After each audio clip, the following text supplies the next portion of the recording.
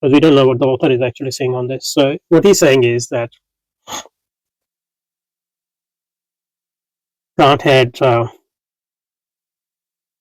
this purpose, unrestricted use of reason, the moral sphere, as he wanted. This is sort of that's his purpose or goal. And since this goal, according to this reading, cannot be achieved without restricting cognition to appearances, that is, not things in themselves. So A, only if B, then let's say B, that's why B. That's a sort of transcendental argument or of a sort. But what I'm saying is, it's better to read Kant. And what I'm saying is, it's more accurate to read Kant as this. He analyzes our cognition and how it works. And the result of that cognition, is that cognition is restricted to appearance only.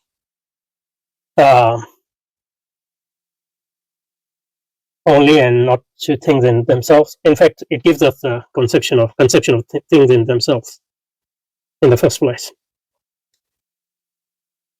And from this conclusion, then, he could develop an argument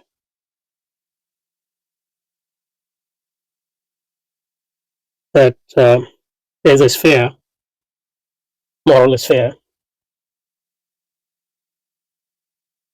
which is, I guess, akin to the sphere of things in themselves, where understanding doesn't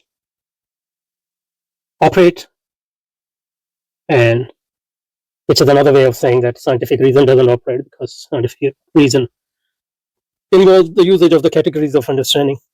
That's why we can at least in principle have a realm where there's no causality.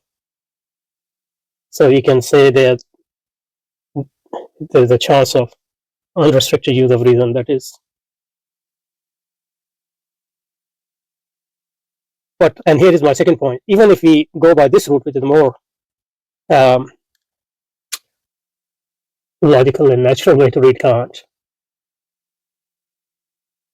on its own, it just gives us the necessary condition of preserving the unrestricted authority of reason in moral sphere. Because there might be other reasons. For example, we don't have any access to things in themselves. There might be other reason through which one could argue that moral sphere doesn't have unrestricted authority of reason. So this reading gives Kant only